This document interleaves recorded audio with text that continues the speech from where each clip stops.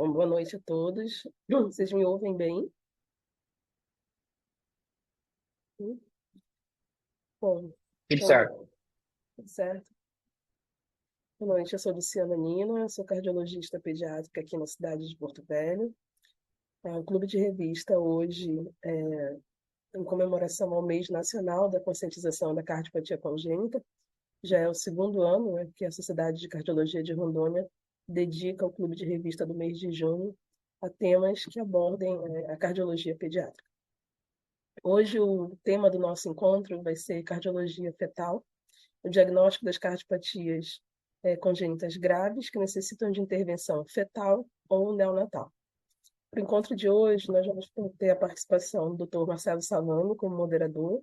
O Dr. Marcelo Salamo, como a gente conhece, foi o nosso presidente da gestão 2023-2024 da Sociedade de Cardiologia de Rondônia, o atual diretor de pesquisa da Soceron. Ele é médico ecocardiografista, com mestrado pela Universidade Federal de Santa Maria e com título de especialista em ecocardiografia. Como palestrante, eu tenho a honra de receber a doutora Marina Zamit. A doutora Marina Zamit é um dos grandes nomes da cardiologia pediátrica e fetal do nosso país. Doutora, entre os grandes títulos que ela tem, eu vou citar só alguns, porque eles não resumem, mas ela é doutora em ciências pela Unifesp, coordenadora da ecocardiografia fetal e neonatal do Hospital e Maternidade Santa Joana, na cidade de São Paulo, e coordenadora da pós-graduação de ecocardiografia fetal na Faculdade CETES. E, além disso, na minha opinião, uma das pessoas mais didáticas e simples na forma de ensinar a cardiologia pediátrica. Doutora, como cidadã daqui de Rondônia, como ex, é, ex-aluna que um dia saiu daqui para poder estudar e hoje volta para minha terra, é uma grande honra recebê-la e ter a senhora compartilhando seus conhecimentos com a nossa sociedade. Seja muito bem-vinda. Obrigada, Luciana. Vocês me ouvem bem também? Obrigada. Realmente Tá, estou muito tá ótimo. feliz. Tá ótimo. Obrigada, estou muito feliz, de estar aqui essa noite compartilhando e falando dos assuntos mais apaixonantes que eu gosto, que é a ecocardiografia fetal.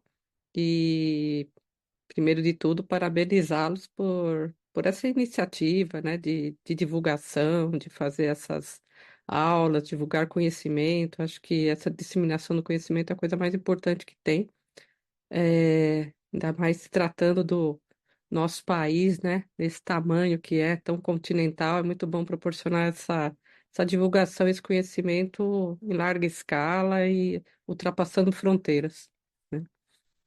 Acho que eu vou compartilhar minha tela, vamos ver?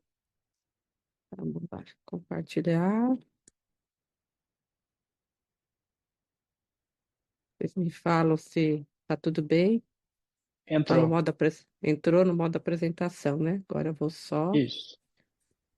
vou só tirar aqui isso da minha frente. Deixa eu minimizar. Hum, ok.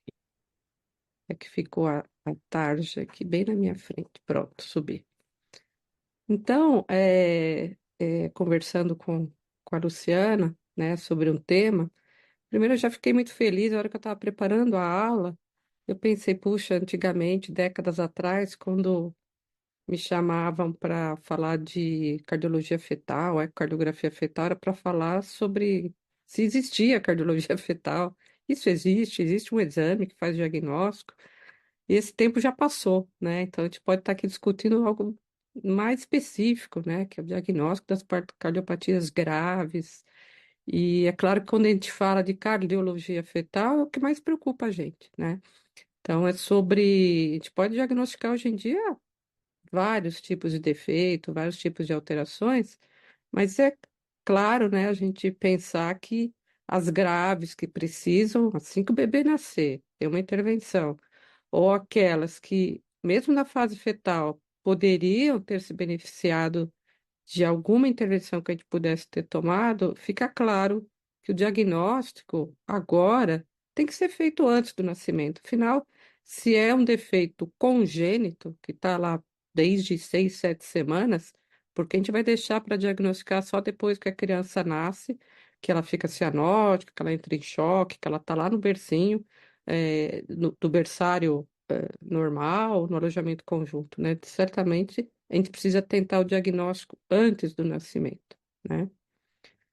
E é importante, não estamos falando de nada muito raro, né? Vamos falar de alguma coisa rara. Não, nós estamos falando de defeito mais frequente, defeito congênito mais frequente é cardiopatia congênita. Vejam que esse é o último boletim epidemiológico, né, da Secretaria de Vigilância de Saúde 2022. E aqui, dentre todos os defeitos, a cardiopatia congênita, afora aqui, né, defeitos de membros, né? Então, nós temos que as cardiopatias, os defeitos congênitos cardíacos, eles estão entre os mais prevalentes, representando aí em torno de, como a gente sabe, né, 1%, 1,5%, né? Então, o que eu preparei, claro, o ideal seria que fosse um bate-papo, mas imagino que as pessoas vão fazer perguntas. Preparei alguma coisa para a gente discutir. A Luciana falou que entre cardiologistas, nem todo mundo muito afeito a cardiopatia fetal, cardiologia pediátrica, né? Então, preparei algo para a gente fazer ter alguma coisa para discutir, né? Então, eu vou falar justamente como o próprio tema diz, cardiopatias que precisam, assim que o bebê nasce, de um procedimento, então eu preciso saber antes de nascer. E falar um pouco sobre intervenção, talvez seja algo que nem todo mundo saiba, mas existe intervenção cardíaca na fase fetal, né? Lembrar um pouco que, né, que o feto, quando está dentro do abdômen materno, ele está numa circulação totalmente especial, né? Afinal, o coração e os pulmões não são responsáveis tanto assim pela circulação, pela oxigenação. Quem faz tudo isso, né, é a placenta. Eu gosto de falar que o feto está numa circulação extracorpórea perfeita, né? Está em ECMO.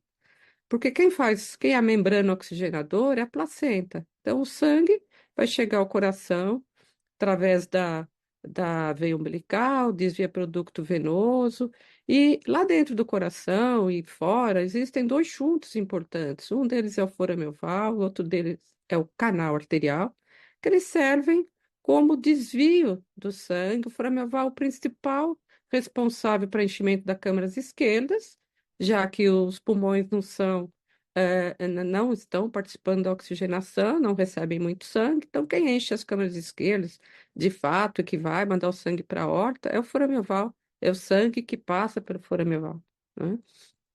E o canal arterial é o outro shunt que tem como função desviar o fluxo, que, novamente, não precisa ir para o pulmão para oxigenar, o sangue tem que voltar para a placenta. Então, existe essa circulação em paralelo que é exclusiva do feto, o que faz com que a maioria das cardiopatias, então, não tenha uma descompensação hemodinâmica na fase fetal. Se tiver uma obstrução grave aqui na pulmonar, o sangue vai desviar e vai por outro caminho, assim como se tiver uma obstrução grave na aorta. Se tiver faltando uma válvula, um ventrículo, o sangue acaba se distribuindo. Então, o problema, na maioria das cardiopatias, é após o nascimento, né? Após o nascimento, retirar da placenta e com o bebê iniciando a respiração, agora quem vai fazer todo esse trabalho são os pulmões e o próprio coração. Então, tudo isso aqui, toda essa engenharia perfeita, que é a circulação do coração, tem que estar funcionando perfeitamente. Agora, se eu tenho algum defeito que vá depender ou do forame oval ou do canal arterial para que a circulação se mantenha, a gente sabe que o canal fecha no máximo em 3 dias. 48 horas ele já está bem pequeno. E o forame oval, ele pode levar até 3 meses, né? Mas existem algumas cardiopatias que a gente vai ver que vai depender desse forame oval estar bem aberto para que a circulação se mantenha, porque esse bebê tem um defeito cardíaco, né? Então, a partir desse conceito, né, a gente entende que as que vão precisar, principalmente, não exclusivamente, mas principalmente que eu vou falar nessa aula, que aqueles bebês que a circulação sistêmica ou pulmonar depende do canal arterial depois do nascimento, para manter a circulação naquela região, ou a circulação sistêmica, a oxigenação adequada, depende do forame oval, são os bebês que eu tenho que saber antes do nascimento que eles têm essa cardiopatia, né? E aí a gente poderia dividir, eu vou falar um pouquinho de cada uma delas, sobre as cardiopatias que dependem do canal arterial, principalmente a circulação sistêmica, por exemplo, uma estenose, aórtica grave, hipoplasia do coração esquerdo, coarctação da aorta, interrupção do arco aórtico, então, tudo que obstrui o lado esquerdo, eu preciso do canal, uma obstrução importante, preciso do canal para manter o sangue circulando. Ou circulação pulmonar dependente. Então, eu tenho uma atresia pulmonar, não tenho uma pulmonar formada. Uma tetralogia de Fallot grave. Então, eu preciso do canal arterial para manter a circulação. Enquanto estava na fase fetal, estava tudo ok. Mas quando a criança nasce, eu preciso deixar esse canal aberto, né? Porque se eu não sei que ela tem esse problema, o canal se fecha e ela vai ter repercussão, né? Então, se o canal fechar e a circulação sistêmica é dependente, eu não sei, ela entra em choque. E se for a circulação pulmonar dependente, ela faz uma hipoxemia grave, ela fica cianótica. E quando eu falo dessas cardiopatias graves, lembra que eu falei que a incidência de cardiopatias é 1 em 100, né? Cardiopatias graves, 1 para 240. E imagine que as cardiopatias graves mais frequentes são as menos diagnosticadas na fase fetal. Tetralogia de Fallot e transposição das grandes artérias. Por que elas são menos diagnosticadas? Porque precisa de um treinamento de quem faz ultrassom obstétrico, precisaria, para poder suspeitar. Mas a transposição, em alguns lugares, é menos de 10%, 20% de diagnóstico, a depender da expertise de quem faz ultrassom. Tetralogia de Fallot, metade dos casos, no máximo, são diagnosticados, né? Aí vocês me perguntam, mas como é que a gente vai identificar, né? Então, se a gente pegar as gestantes de risco, que sempre teve as indicações de eco fetal, diabéticas, já tive um filho com cardiopatia, faço uso de medicações, na verdade, isso só pega 10%, né? Então, se eu rastrear durante o ultrassom, varia. Vamos contar aqui que metade, que a pessoa tem um treinamento razoável e metade dos casos ela consegue pegar. Agora, o eco fetal com exame específico, ele diagnostica mais que 95% das cardiopatias, né?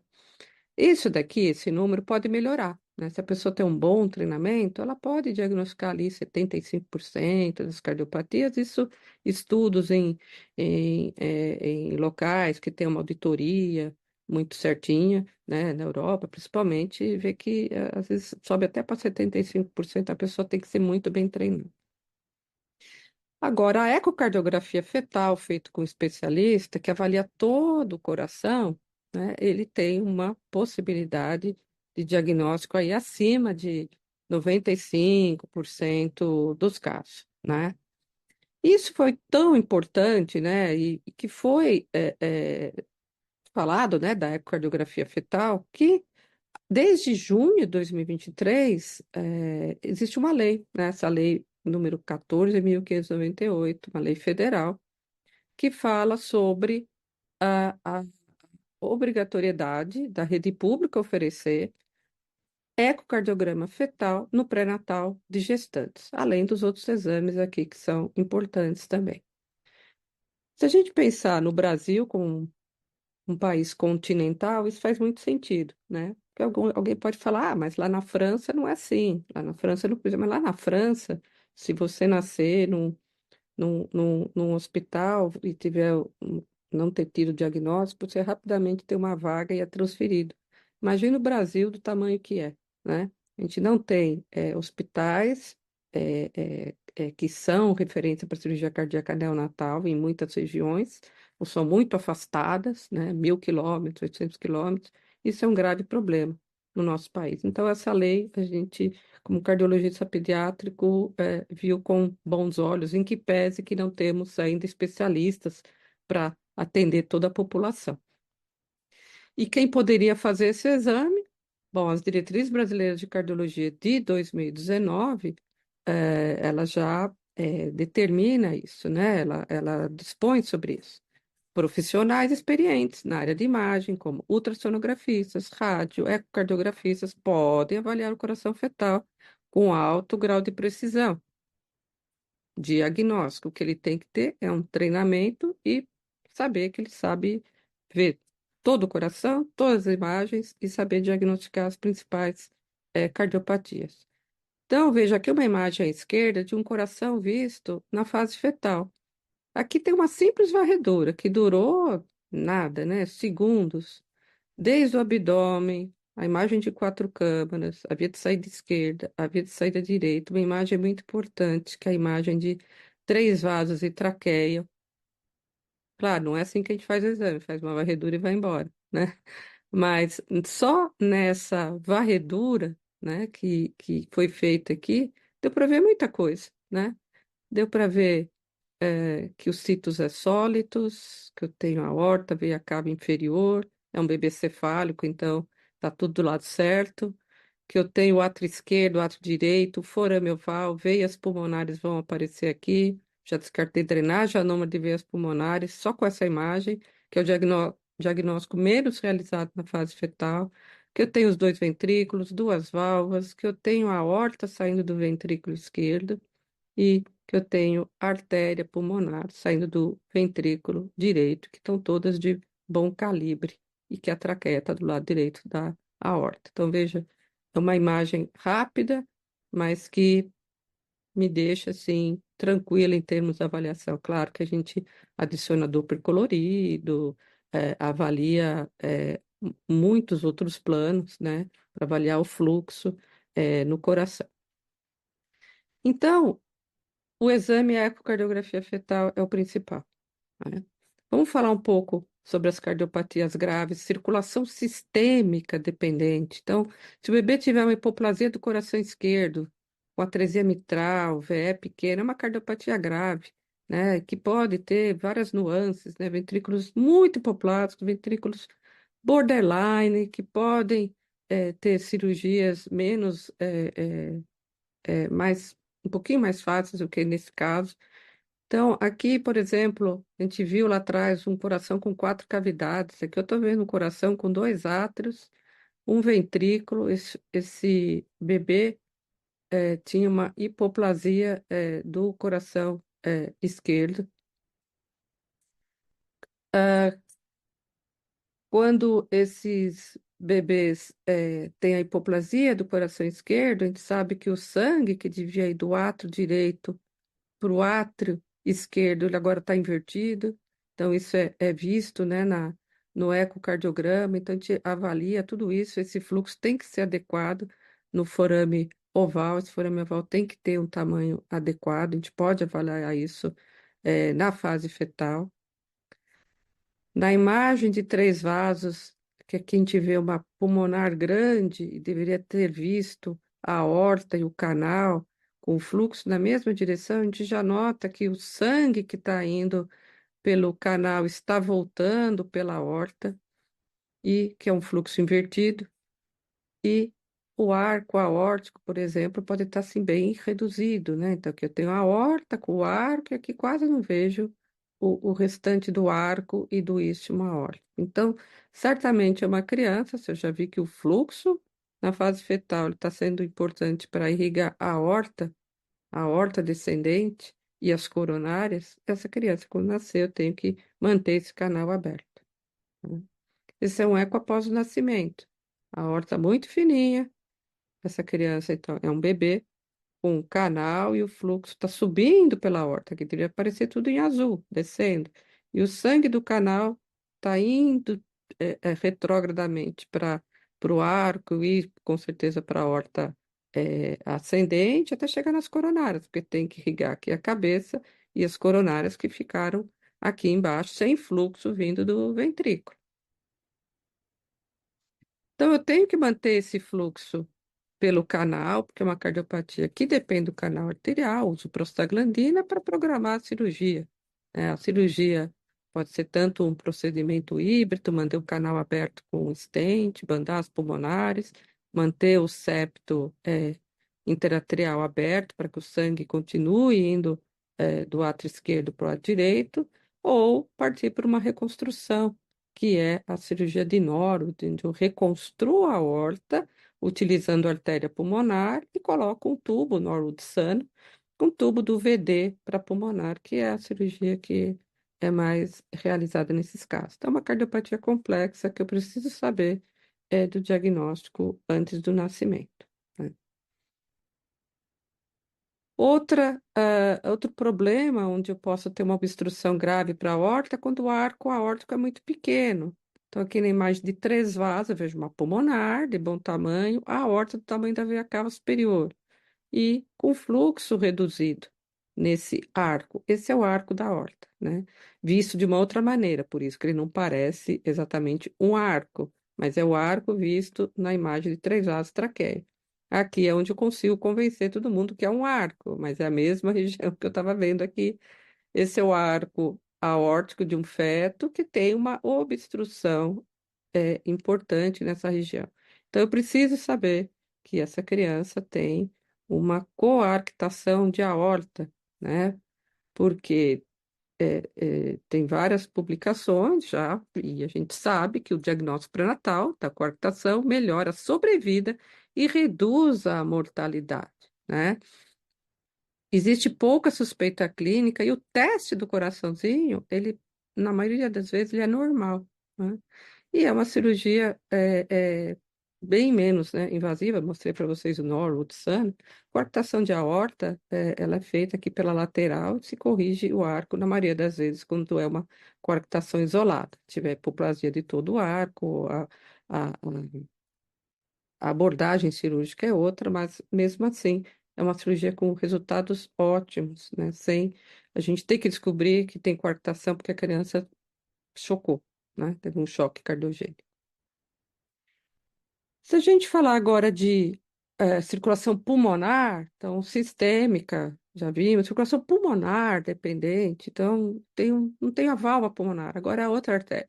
Atresia e o ventrículo direito hipoplásico, porque eu tenho septo íntegro. Então, atresia pulmonar com septo íntegro se chama essa patologia, que o VD fica hipoplásico, eu não tenho fluxo aqui para o pulmão, para a artéria pulmonar, então eu vou ter que já na fase fetal, o fluxo vir retrógrado a partir da aorta.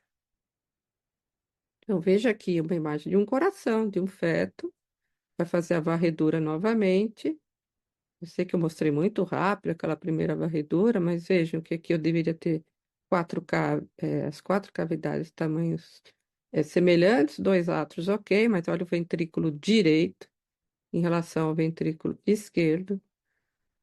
Eu tenho que ver as artérias, estou vendo bem uma artéria saindo do VE, essa artéria é a aorta. Porém, quando eu vou para o ventrículo direito, eu não vejo nada, né? Não tem nenhuma artéria aqui. Que eu vejo a aorta, a cava superior, e eu não vejo artéria nessa região, nenhuma conexão do ventrículo direito, talvez aqui o canal e um ramo da artéria pulmonar, que muitas vezes são bem pequeninos, né? Então, aqui, novamente, né, uma imagem com o ventrículo bem hipoplástico, bem hipertrófico, ventrículo direito, ventrículo esquerdo com a aorta. Tá ok. E aqui, na, ah, ah, na imagem do arco aórtico, eu vejo que o canal arterial está com fluxo ao contrário, ele tem até uma morfologia diferente, né? O canal fica parecendo uma vírgula, porque ele está mandando o sangue agora ao contrário, não está mais pulmonar a aorta. Está da aorta para a artéria pulmonar, porque eu não tenho a válvula pulmonar nem a saída do ventrículo direito, né? Um outro caso que se assemelha é quando eu tenho a tetralogia de Fallot, com atresia da artéria pulmonar também, só que aí agora eu tenho uma CIV, não tenho tanta hipoplasia do VD. Mas da mesma forma, eu tenho uma atresia da artéria pulmonar e eu vou precisar manter o fluxo para o pulmão. Se essa criança nasce, eu tenho que manter o canal aberto com prostaglandina e a cirurgia será trocar, né, esse canal por um shunt, que é a cirurgia de Blalock, Thomas Taussig, né? Agora bota Thomas antes, Taussig depois. Blalock, Thomas Taussig, que é colocar esse shunt artificial para que depois seja feita a correção. Se era uma tetralogia de Fallot com uma atresia pulmonar, vai fechar a CIV e abrir a artéria pulmonar. Se for uma atresia pulmonar com ventrículo muito pequeno, aí vai ser uma correção diferente, que a gente fala que é a correção univentricular. Essa criança vai sobreviver com o ventrículo esquerdo, né? Tetralogia de Fallot, na maioria das vezes, elas têm bom prognóstico, não tem atresia. Por exemplo, esse é um caso em que eu tenho a tetralogia de Fallot, se vocês lembrarem, tetralogia de Fallot é a CIV, esse buraco aqui, a aorta cavalgando o septo e a artéria pulmonar menor, hipoplásica, com estenose, né? Que eu tenho uma tetralogia de Fallot que não necessariamente necessitará de correção cirúrgica no período neonatal, mas ela tem que ir para UTI para acompanhar a saturação e ver se realmente tem fluxo adequado através da artéria pulmonar e se pode esperar a correção definitiva mais para frente. E essa cardiopatia, onde eu tenho as câmaras esquerdas, só que do VE sai a pulmonar, eu tenho o ato direito VD e aqui sai a aorta. Então, os vasos estão em posição de transposição. Obviamente, essa criança será roxa nas primeiras horas de vida, porque o sangue venoso vai para a aorta todinho. E o sangue arterial vai para a artéria pulmonar e as circulações ficam em paralelo. Para esse bebê ter uma saturação adequada, eu preciso ter um forame oval de bom tamanho. Ah, mas e o canal arterial? O canal arterial ele vai dar uma pequena mistura, mas ele não é o mais importante. Quem é o mais importante para manter a oxigenação da criança é o forame oval. Veja que a imagem de 4 câmaras não chama atenção. Agora, do VE sai essa artéria que é a pulmonar e do VD uma artéria que paralela, que é a aorta saindo do ventrículo direito. Então, ah, é por isso que essa cardiopatia ela não é tão diagnosticada, né? Porque, num primeiro instante, principalmente se quem faz, aqui são as duas artérias, se quem faz o ultrassom só olha 4 câmaras, o coração é muito bonitinho no 4 câmaras, não tem alteração nenhuma, né? Então, precisa prestar atenção que do ventrículo esquerdo sai a artéria pulmonar e que do ventrículo direito sai a aorta, e os dois vasos são paralelos, né? E aqui, né? Duas artérias paralelas. O ecocardiograma no recém-nascido, VE saindo a pulmonar e do ventrículo direito saindo a aorta. Então, esse bebê, para manter uma saturação, ele tem que ter uma boa oxigenação. E um forame oval bom. Isso já há muito tempo, desde 1999, vários artigos falam transposição é o ideal é o diagnóstico pré-natal, né? Crianças que têm diagnóstico pós-natal, elas ficam mais tempo em ventilação mecânica, fazem mais acidose metabólica, morrem. Diagnóstico pré-natal, ninguém morreu. E mortalidade pós-operatória também maior, enquanto que no grupo pré-natal, ninguém, né? Então, é fato que é uma das cardiopatias que mais se beneficia do diagnóstico pré-natal. Uma imagem que ajuda, né, quem não consegue fazer tão bem a de saída, é novamente essa imagem de 3 vasos e traqueia, que na maioria dos casos, transposição é bem diferente. Eu não tenho 3 vasos, eu tenho dois, né? Então, essa imagem ajuda muito. Quem treina, né, vê essa imagem que já te fala sobre uma suspeita de transposição. Então, eu preciso de um forame oval bom. E se esse forame oval estiver pequeno quando nascer? E se eu não fiz o diagnóstico? Ou se eu fiz o diagnóstico de transposição, mas não me atentei que o forame oval é pequeno, né? Então, isso é muito importante. Depois do diagnóstico, eu acompanho. O forame oval está pequeno? Se estiver pequeno, quando essa criança nascer, ela tem que fazer um procedimento de urgência, que é o RASC, que é abrir o septo intraarterial, né? Para depois fazer a programação com a cirurgia de Jatene, né? Sendo a principal cirurgia feita nesses casos. Então, forame oval, eu tenho que acompanhar até o final da gestação. Ah, mas eu fiz diagnóstico com 20 semanas, o forame oval está grande. Ele pode diminuir até o final da gestação. Então, se a paciente não puder fazer nenhum outro exame, pelo menos com 34 semanas, 34, 35, a gente tem que checar o forame oval. É o ponto principal de mistura e o mais efetivo. E aqui é um procedimento, né, onde é que tem o balão e ele vai ser puxado, uma criança que nasceu, que já tinha programado, ó, forameval restritivo. Você deixa o grupo de hemodinâmica, programa o parto, o grupo de hemodinâmica, sabendo, o paciente vai nascer, forameval restritivo, vocês vêm aqui e abrem esse forameval para depois fazer a cirurgia, e veja que a cirurgia, o ideal, corretivo, é no quinto dia de vida. Se essa criança nasce em um hospital, em uma região que não tem essa cirurgia, a gente sabe muito bem que quando ela entra na central reguladora de vagas, ela pode esperar semanas. E se passado 15 dias, a cirurgia já não é uma possibilidade. Então, ela perde a janela de oportunidade de fazer a cirurgia na melhor época para ter uma vida praticamente normal, que é trocar as artérias, trocar as coronárias, a cirurgia de Jatene. Então, é muito importante que o diagnóstico seja precoce, né? Assim como a transposição depende do forame oval, uma outra patologia que é a menos diagnosticada. Quantos diagnósticos tem na fase fetal? Zero. Tá, vamos ser otimistas. 1%. Essa cardiopatia, quando a paciente vem fazer um exame de rotina, os casos que a gente teve são exames de rotina que, por sorte, o anjo da guarda, a gente viu que tinha uma drenagem anômala das veias pulmonares. Então, é obrigatório no ultrassom, faz parte das diretrizes, ultrassom obstétrico morfológico, né, morfológico.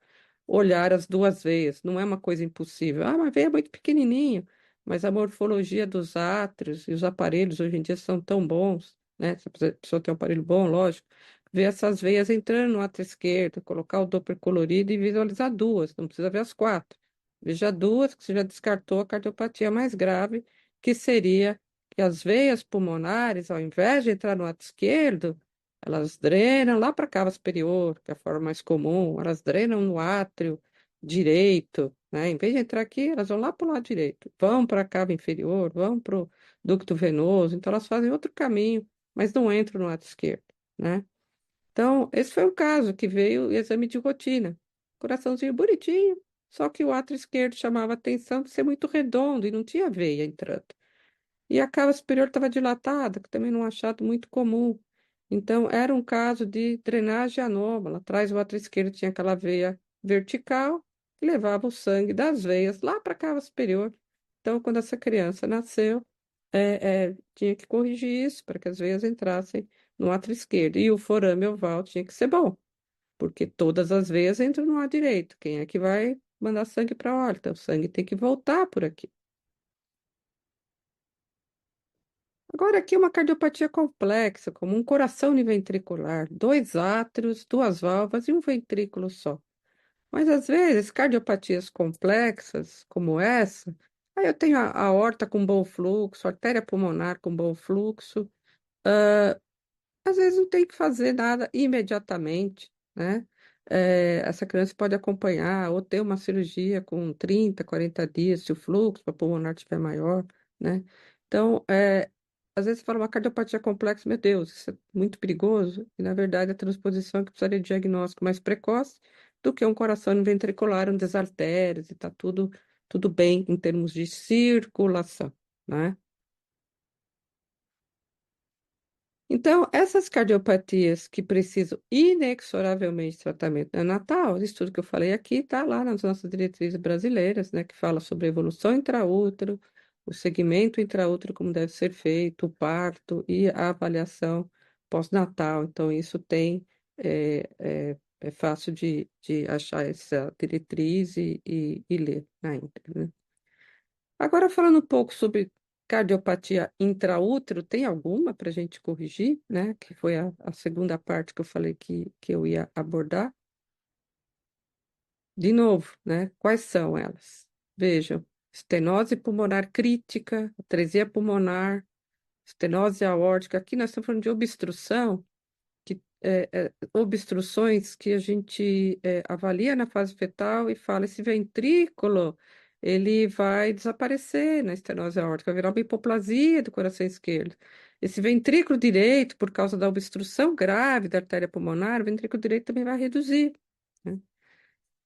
Uma outra patologia que não é tanto é uma intervenção, mas não cirúrgica, mas medicamentosa, é a anomalia de Ebstein, inclusive.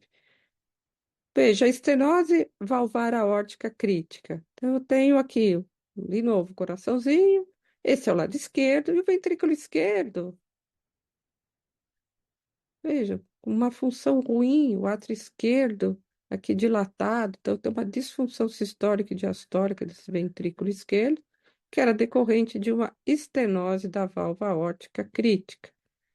Aqui o vídeo, deixa eu ver se vai rodar. Aqui, um vídeo cedido pela equipe aqui em São Paulo que faz esse procedimento, que é o Dr. Fábio Peralta e a equipe do Carlos Pedra, onde a agulha entra pelo ventrículo esquerdo, vai até a região da válvula e é feita a dilatação da válvula, né? Já foram feitos mais de 100 casos, né? E o que a gente quer, por que que indica? Tem indicações precisas, né? Várias avaliações aqui do coração, de fluxo. O que a gente quer evitar é que o ventrículo esquerdo perca toda a função, ele fique hipoplásico no momento do nascimento. Então, uma janela de oportunidade de fazer na fase fetal é que o ventrículo se recupere. E aqui, após o procedimento, um fluxo que foi novamente adquirido, né, através da aorta, que antes não existia. Então, aqui está ainda a publicação 2014, que na verdade já foi mais de 100, estão todos agrupando em um banco de dados internacional, mas vejam que não é ficção científica, né? Ela é feita em várias partes do mundo. Aqui esse grupo já em 2020 já publicou seus 108 casos, né, com uma mortalidade baixa, né? Aqui um casinho nosso, que até foi de um aluno da pós-graduação, onde o ventrículo esquerdo estava bem dilatado, com a parede bem brilhante, com fibrolastose, era uma estenose aórtica, que 5 semanas após a intervenção, claro, o ventrículo ele melhorou em termos de função, ainda ficou pequeno, mas a gente sabe que isso ainda vai ter que fazer algo após o nascimento.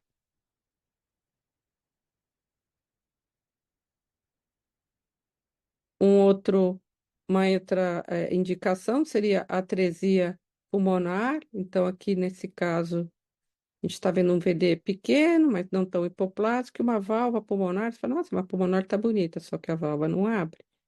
A válvula não abre, era uma atresia pulmonar com septo íntegro, mas com anel pulmonar de bom tamanho. Por isso que o VD estava pequeno. Também pode ser feita a dilatação, é tecnicamente um pouco mais difícil, por causa da inclinação para entrar com a agulha, mas é também realizada quando existe indicação, né? Outras patologias que podem se beneficiar de intervenção, aqui não tão cirúrgica, mas são, por exemplo, anomalia de Ebers, ou patologias em que a circulação fica muito alterada na fase fetal. Então, na anomalia de Ebers, a gente fala que tem um shunto circular. A gente tem uma válvula tricúspide que vaza muito, esse sangue vem aqui para o ato direito, vai para o ato esquerdo, sobe pela aorta, e se eu tiver um não funcionamento adequado, uma estenose, atresia pulmonar funcional e o sangue volta para o ventrículo direito, o sangue vai passar a circular dentro do coração sem ir para a placenta. Então, ele vem para o lado direito, ato esquerdo, VE, sobe pela aorta, volta pelo canal e vai para o ventrículo direito. Então, não vai sangue para a placenta de volta. Então, essa criança fica com uma circulação totalmente alterada, com risco de óbito intrauterino. Isso pode acontecer no Epstein, na transfusão feto-fetal também pode acontecer.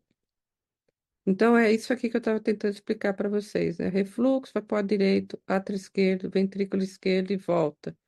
E se eu tenho refluxo pulmonar, importante, isso é importante que tenha o refluxo, o sangue vai ficar.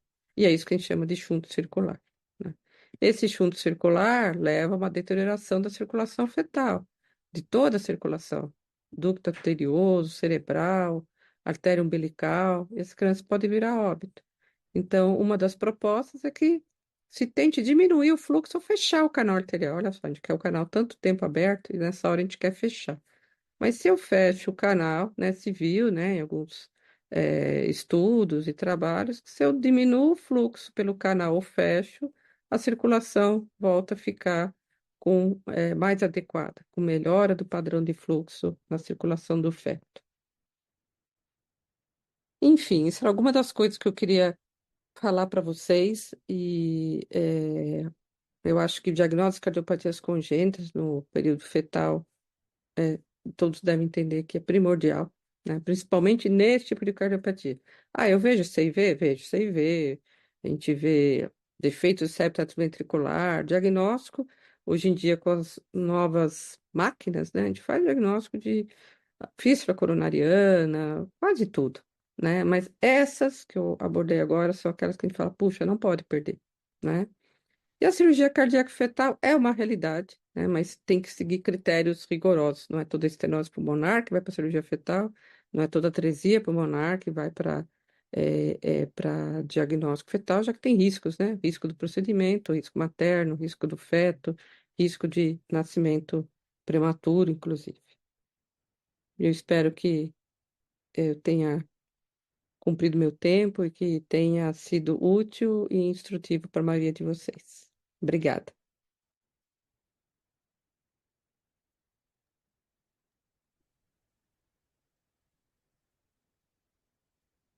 Muito boa aula, Obrigada. professora. Obrigada. Você tá muda ali, Lu. Ah, Muito boa aula, professora. Muito obrigada. Marcelo, vou passar a palavra para você, como moderador. Parabéns pela apresentação, doutora. Foi bem esclarecedora, assim, conseguiu. Eu até estava imaginando como que queria conseguir abordar tanto assunto em curto espaço de tempo. Foi brilhante. Interessante, assim, de fato, a cardiopatia congênita, ela é uma doença muito prevalente e dos problemas congênitos fetais, né? E que, de fato, impacta aí na sobrevida, né?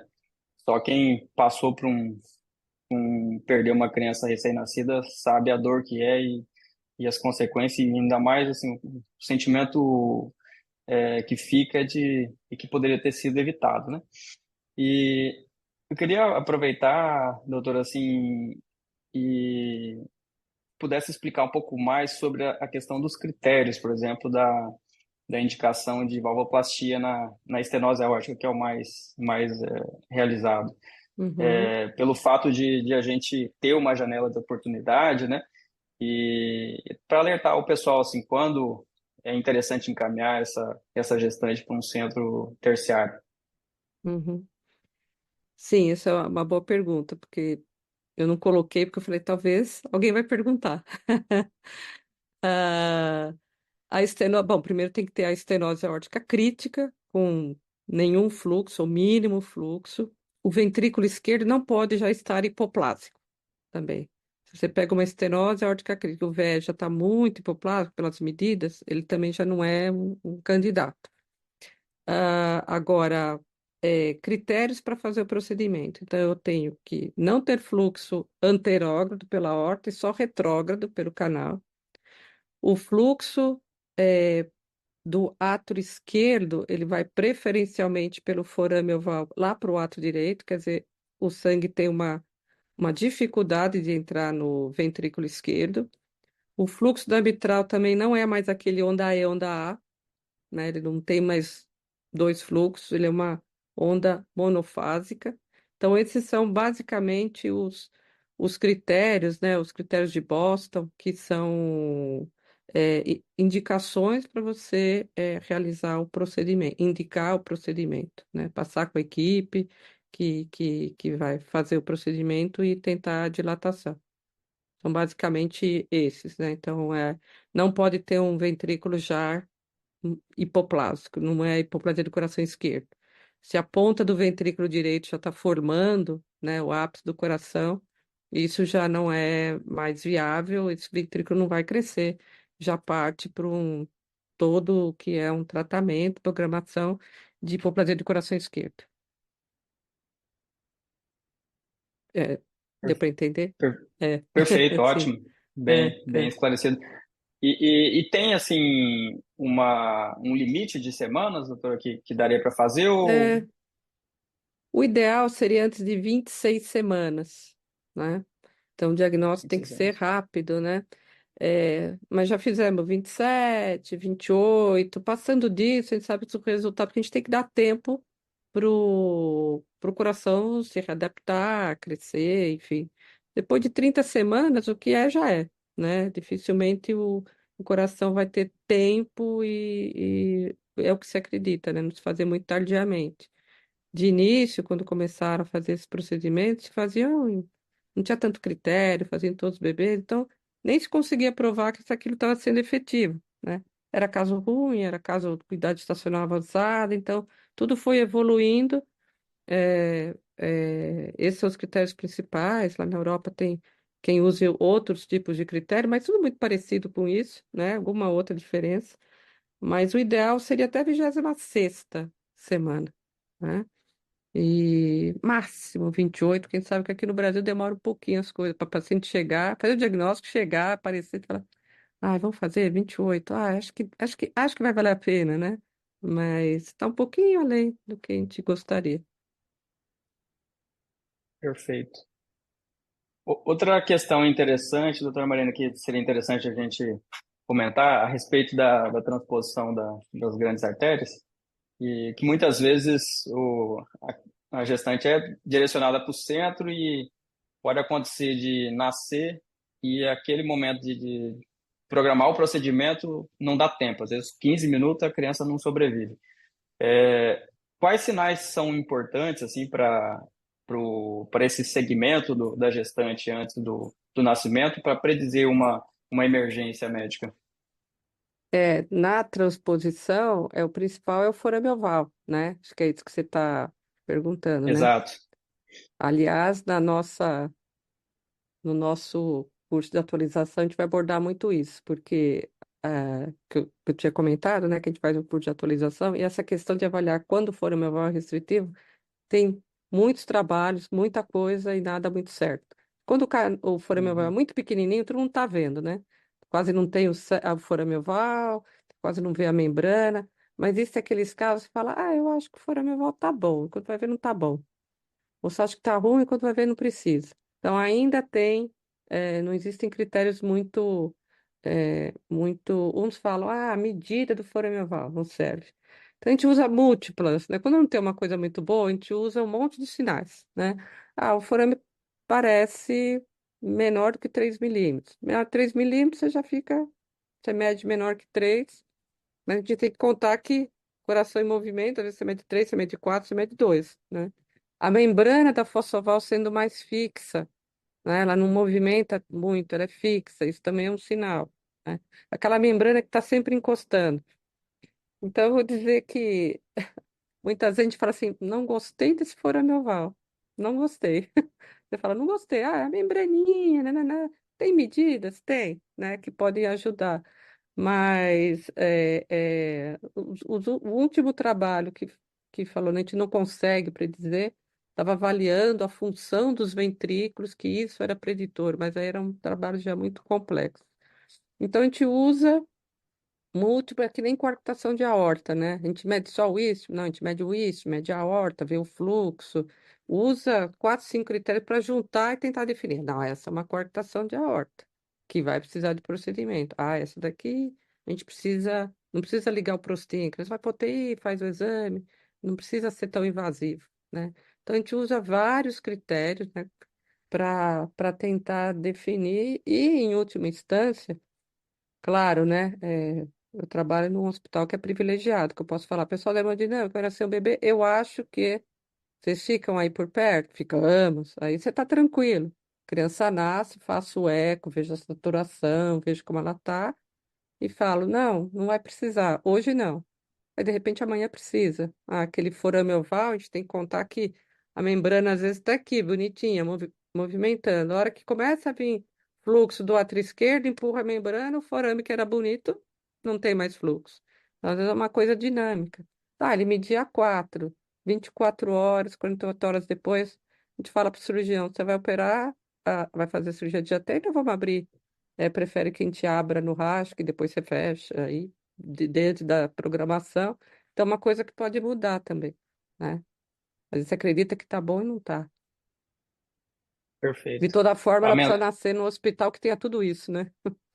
a mensagem que fica é que é preciso estar de prontidão, né? Porque mesmo com os sinais de que esteja tudo bem, pode nascer e ser uma urgência, né? Exato, exato.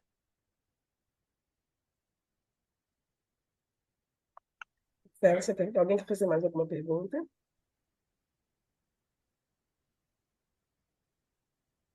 Bom, eu vou. Teve um comentário aqui Aham, que o pessoal fez sobre a questão do momento ideal, né, de realizar o ecocardiograma fetal, tendo em vista essa questão de ter algum aham. procedimento para se indicar e de tentar fazer um pouco mais precoce, né, entre 24 e 26 semanas.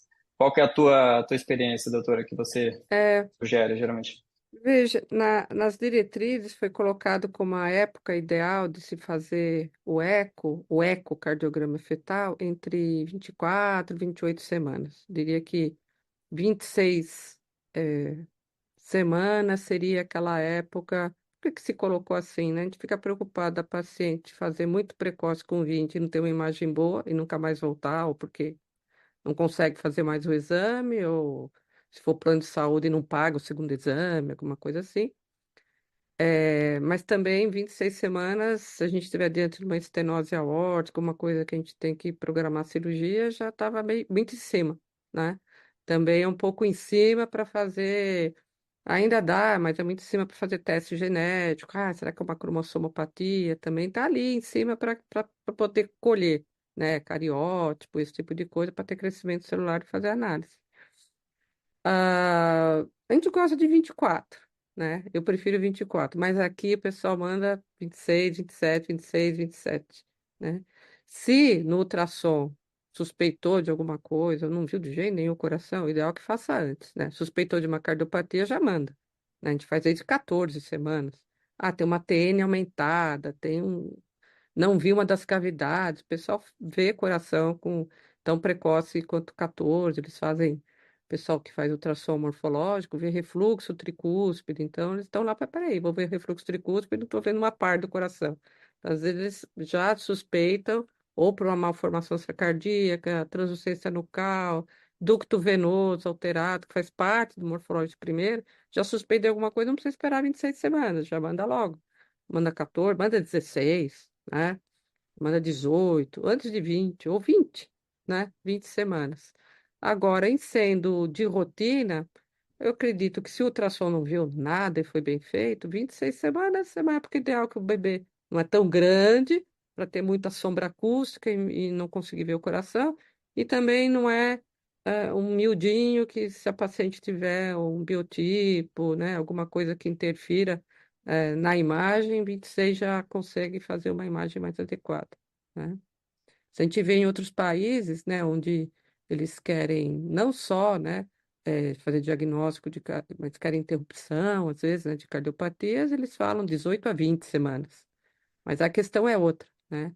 Se tiver cardiopatia, os pais podem optar por interrupção. Então, claro que lá, quanto mais precoce, melhor. Não é a nossa realidade estar mais preocupado em diagnosticar precoce para tratar precoce, né?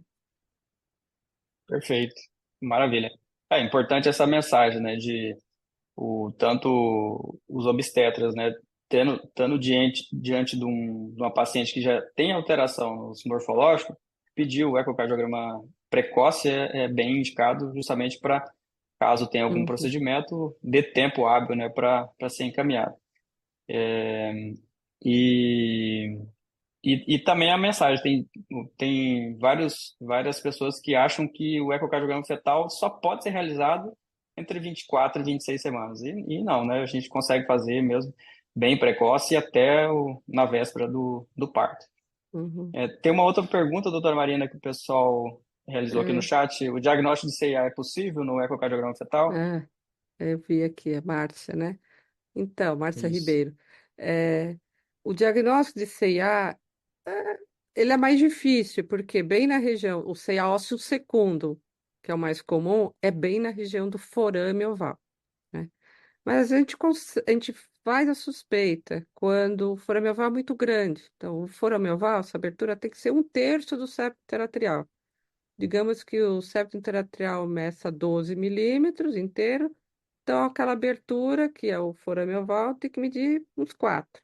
Se eu meço 6, 7, vejo, nossa, mas tem um forame oval meio grande, eu posso suspeitar e colocar forame oval maior do que o habitual. Será que vai ser uma CA, ósteo segundo?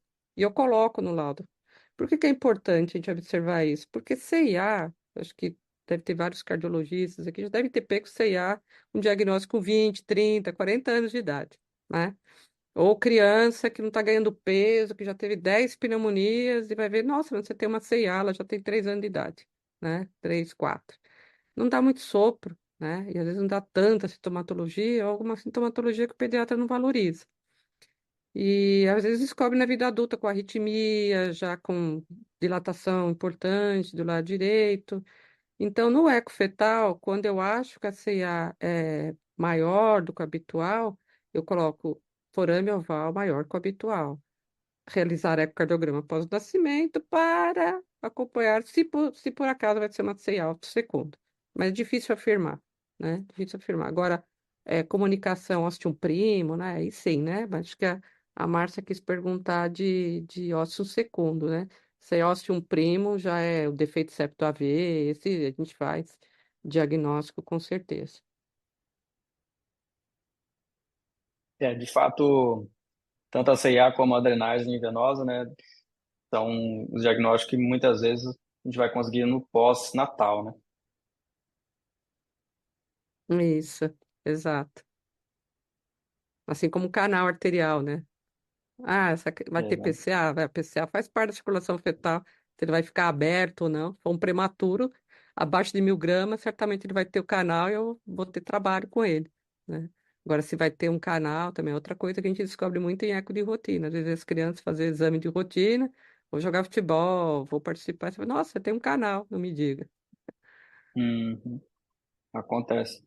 Acontece. Tem muitos pediatras que têm uma ausculta muito boa, conseguem perceber alguns sinais, né, de Uhum. desdobramento de B12, Sim, sim. mas não é muito fácil de suspeitar. É, não é muito Infelizmente, fácil. A criança grita, chora, né? Aquela coisa dificulta, né? Não é um soprão de uma CV, né? Que você escuta, né? Então, às vezes passa, né? é verdade. Eu acho que se não tiver mais nenhuma pergunta, É, estamos encerrando 1 hora de live. Foi muito bom, doutora, rever e uhum. aprender mais contigo. E é uma satisfação aí, em nome da diretoria da Ciceron. A gente agradece a tua disponibilidade. Agradeço também a doutora Luciana aí pelo convite para poder participar. E vou passar a palavra para vocês aí para fazer o encerramento. Doutora, mais uma vez, muito obrigada por participado, né, hoje no clube. Aqui em Rondônia, me corrijam se estiver errado, acho que só eu e minha colega, doutora Vera Becker, a gente realiza o eco fetal no SUS aqui. E tudo isso que você falou, a gente enfrenta. Então, assim, o aparelho que nem sempre é adequado e você vai lá e pensa, pelo bem maior, vou tentar na garra, porque se eu pegar aqui uma hipoplasia, uma TGA, de alguma forma, que salve vai valer a pena. Os ecos fetais chegam para a gente muito tardios, geralmente chegam após 30 semanas. Então, tem sido duro, assim, na prática, a gente mudar essa realidade junto à obstetrícia. Não, olha, tem que ser antes, porque você precisar referenciar essa criança. Então, para ver o quanto que a nossa realidade aqui ainda está muito aquém do que se faz nas grandes capitais, mas é isso, assim, se a gente tem noção de onde a gente quer chegar, a gente vai tijolo a tijolo, batalhando para mudar a nossa realidade aqui. E é isso, acho que a cardiologia fetal é o grande futuro da cardiologia pediátrica e a gente precisa cada vez mais sedimentar, não importa o quão distante nós estejamos dessa realidade. Só para ter uma ideia que a gente está falando de intervenção fetal, E aí passou um filme na minha cabeça que esse mês a gente fez uma ação social para desafogar 40 crianças da fila do SUS. E a gente vibrou quando diagnosticava uma CIV, uma CIA. Falava assim, nossa, que legal, a criança já está com quase um ano, a gente vai conseguir mandar para cirurgia, né? Mas é isso, assim, eu acho que só quem é apaixonado pela nossa Uhum. especialidade sabe que é tijolo a tijolo mesmo. E com certeza a sua aula aqui veio disseminar conhecimentos que vão sendo propagados um a um, contaminando outros colegas para poder que a gente incorpore na nossa rotina aqui no nosso estado o ecocardiograma fetal. Né? Muito obrigada. Eu que agradeço mais uma vez. Podem contar comigo sobre a aula aqui, o que não falta, né, Luciana? Tipo, que aula que eu vou dar? E acho que a mensagem também é assim, a gente tem que trabalhar em grupo, em equipe, né? E utilizar todos os profissionais que estejam envolvidos, fetólogo, ultrassonografista, obstétrico, você conhece muito bem, né, Luciana, que na pós-graduação não são só cardiologistas, jamais haverá cardiologista pediátrico ou só ecocardiografista que vai conseguir fazer exame da população inteira, né? Então, mesmo outras especialidades, né, fazem muito bem. E a gente tem que, quanto mais gente, melhor, né? Quanto mais gente, melhor. Falei, poxa, mas e se eu não conseguir ver aquela cardiopatia rara e tudo? Para isso existe também a telemedicina. A gente está aqui já usando uma telemedicina para dar aula, né? Então, o envio de imagens para alguém, eu mesmo envio, às vezes pego um caso assim, falei, poxa, o que será que é isso? Manda para alguém, né? E a gente tem, né, o grupo, como você faz parte, né, Luciana, dos alunos. Peguei um negócio aqui que eu não sei o que é. Alguém dá uma luz, olha, é isso aqui, manda para cá, manda para lá, vira aqui, é isso que você está vendo. Então, esse trabalho em grupo, né? Porque a gente tem que ver o propósito bem maior é a criança, né? A família, é ter o diagnóstico, não importa quem está vendo o exame, não importa se eu estou vendo lá de São Paulo, muitos casos a gente vê a distância vem daqui para São Paulo, a gente manda ali para tal lugar, né? Entra no Cross, consegue uma vaga. Então, é assim que funciona aqui no nosso país, não tem um caminho certinho, né? Mas esse trabalho de equipe é muito importante. Podem contar comigo. Maravilha. Muito obrigado, doutora. Um abraço a todos, uma Boa excelente noite a noite. todos e nos encontramos no próximo Clube de Revista. Boa noite.